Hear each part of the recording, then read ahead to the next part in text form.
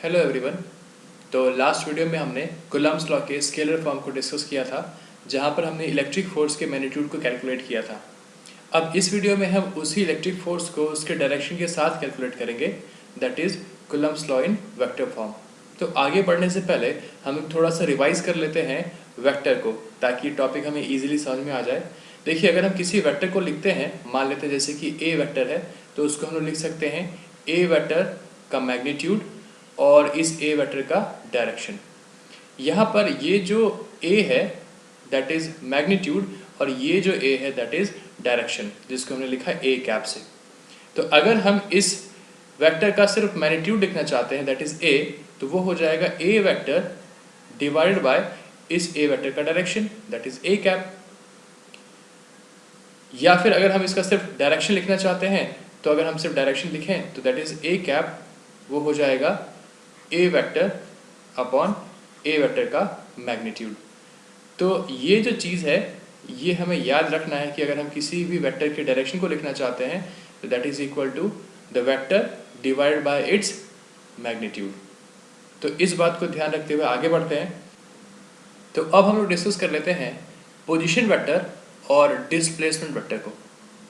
तो इसके लिए हमने अपना एक्स वाई कोऑर्डिनेट कंसिडर कर लिया। ये हमारा कार्टेशियन सिस्टम है और ये एक्स वाई प्लेन हो गया। यहाँ पर हमारे पास एक्स एक्सिस है और वाई एक्सिस है। अब इस कार्टेशियन प्लेन में हम किसी पॉइंट को कंसिडर करते हैं, मान लेते हैं पॉइंट पी। अब ये जो पी पॉइंट है, इसका जो पोजीशन है उसको हम लोग ऑरिजिन से मेजर करेंगे। तो ये रहा हमारा पोजीशन वेक्टर ऑफ पी। इसको मान लेते हैं हम लोग r1। जनरली हम लोग पोजीशन वेक्टर को r से नोट करते हैं। अब ऐसे ही एक और पॉइंट कंसिडर करते हैं हम लोग इस एक्स वाई प्लेन में, and that point is q। अब इस q का पोजीशन भी जो होगा वो भी हम मेजर करेंगे ऑरिजिन से, ऐसे, और इसको हम लोग डिनोट कर लेते हैं r2 vector. So this is the position vector of point q which is measured from origin. अब अगर हम लोग बात करें डिस्प्लेसमेंट की, तो कोई भी पार्टिकल अगर पॉइंट P से पॉइंट Q पर जाए, पॉइंट P से पॉइंट Q, तो भी उसका डिस्प्लेसमेंट होगा। या फिर पॉइंट Q से पॉइंट P पर जाए तो भी उसका डिस्प्लेसमेंट होगा। तो हम दोनों ही केसेस को कंसिडर कर लेते हैं। मान लेते हैं पहले हम लोग डिस्प्लेसमेंट कंसिडर कर रहे हैं P से Q पे, फ्रॉम P टू Q।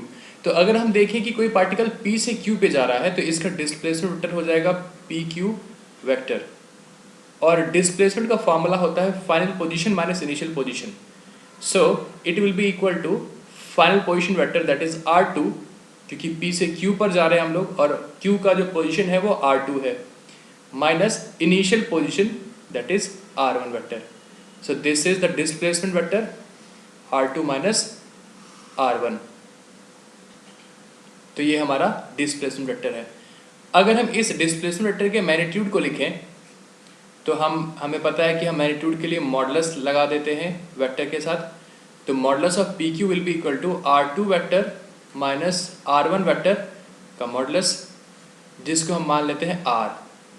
तो ये हो गया हमारा इस डिस्प्लेसमेंट का मैग्नीट्यूड।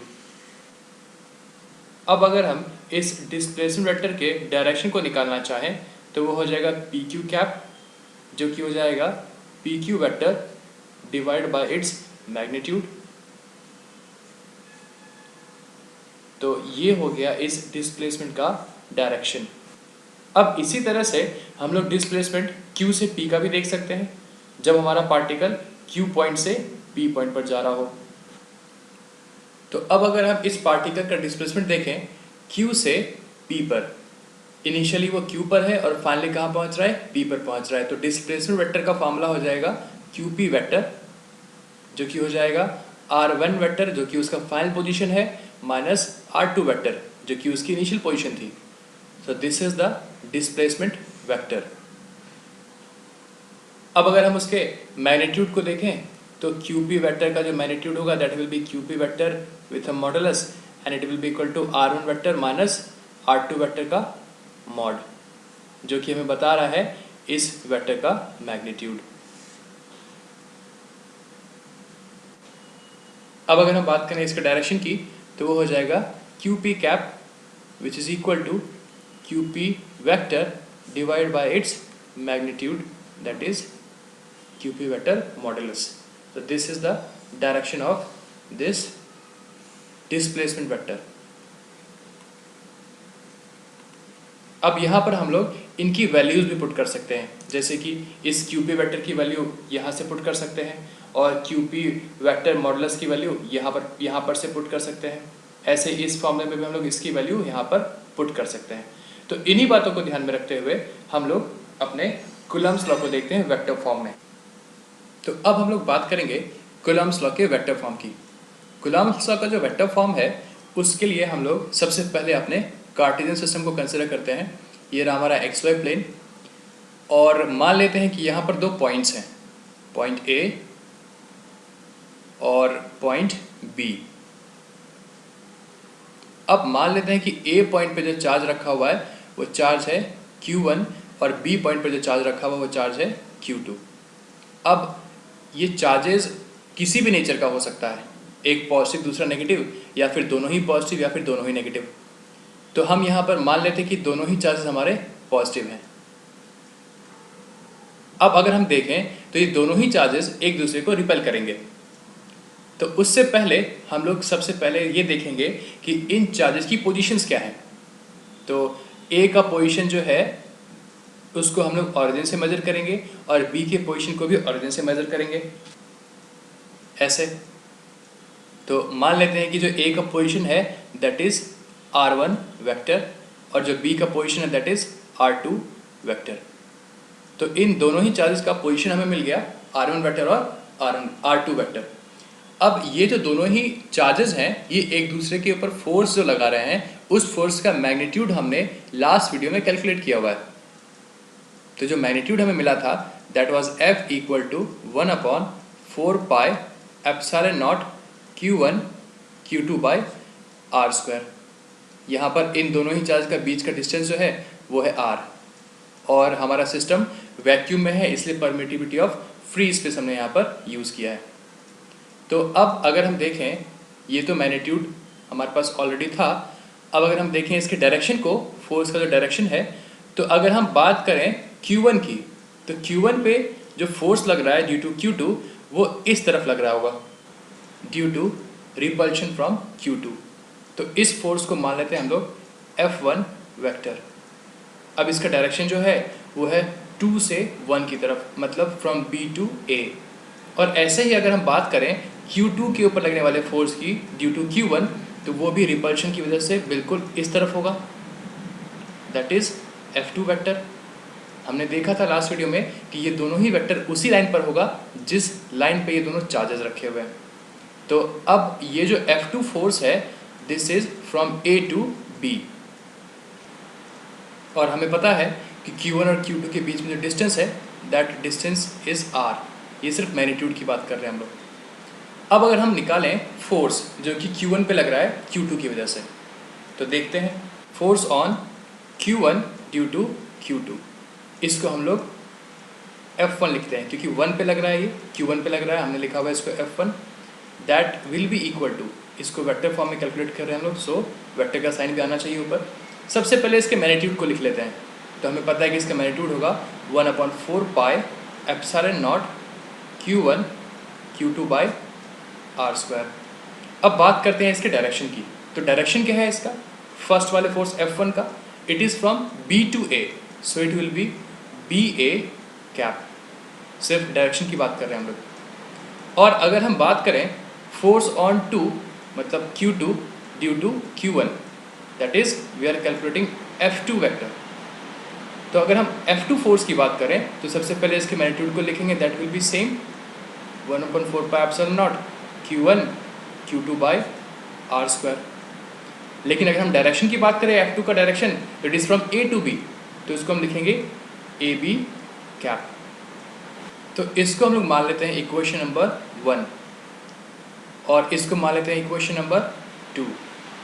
अब यहाँ पर अगर हम BA कैप की बात करें मतलब direction from B to A, so इसको हम लोग लिख सकते हैं BA vector divide by its magnitude. ये हमने देखा था अभी थोड़ी देर पहले। And similarly if we talk about AB cap तो इसको हम लोग लिख सकते हैं AB vector divide by its magnitude. तो इसी क्वांटिटी को हम लोग इस इक्वेशन 1 और इस इक्वेशन 2 में पुट करें अगर, तो हमें मिलेगा F1 that is force on 1 due to 1/4 pi epsilon naught Q1 Q2 by R square, और यहाँ पर BA vector divide by BA vector का magnitude. And similarly here F2 will be equal to 1/4 pi epsilon naught Q1 Q2 upon R square, और यहाँ पर हो जाएगा AB vector divide by AB vector का मैग्नीट्यूड। अब यहाँ तक आने के बाद हम इस BA वेक्टर और BA वेक्टर के मैग्नीट्यूड को सब्स्टिट्यूट करेंगे in terms of R1 R2, और ऐसे ही AB वेक्टर और AB वेक्टर के मैग्नीट्यूड को सब्स्टिट्यूट करेंगे in terms of R1 R2। तो देखते हैं क्या मिलेगा हमें। F1 vector is equal to 1/4 pi epsilon naught Q1 Q2 upon R square, और ये BA वेक्टर जो होगा ये हो जाएगा R1 माइनस R2 वेक्टर, क्योंकि it is from B to A, तो फाइनल पोजीशन इज R1 और initial position is R2 upon R1 vector minus R2 vector का मैग्नीट्यूड। और ऐसे अगर हम यहाँ पर देखें F2 vector, so it will be equal to 1/4 pi epsilon naught Q1 Q2 upon R square into R2 minus R1 vector divide by its magnitude. तो अब यहाँ पर ये फॉर्मूला जो है this is basically force in terms of position. ये formula भी है force in terms of position of the charges. कई बार इस फॉर्मूले को हम लोग यूज़ करते हैं टू सॉल्व द न्यूमेरिकल्स। अब अगर हम बात करें यहाँ पर, तो हम इस फॉर्मूले में देख सकते हैं कि अगर हम A से B पर जाएं या B से A पर जाएं, जैसे कि इस फिगर में देख लेते हैं हम लोग, अगर आप A से B पर आएंगे या B से A पर जाएंगे तो दोनों ही केस में मैग्नीट्यूड हमारा सेम रहेगा, बस डायरेक्शन ऑपोजिट है। तो अगर मैग्नीट्यूड सेम है यहाँ पर, it means R1 vector minus R2 vector का जो मैग्नीट्यूड है it is equal to R2 vector minus R1 vector का मैग्नीट्यूड। इसको हम लोग मान लेते हैं R। तो अगर हम इस फॉर्मूले में पुट करें तो हमें मिलेगा F1 vector is equal to 1/4 pi epsilon naught Q1 Q2 upon R square into R1 vector minus R2 vector divide by R, जो कि फाइनली कन्वर्ट हो जाएगा F1 vector is equal to 1/4 pi epsilon naught Q1 Q2 upon R cube into R1 vector minus R2 vector. And similarly हम F2 का expression भी लिख सकते हैं सीधा।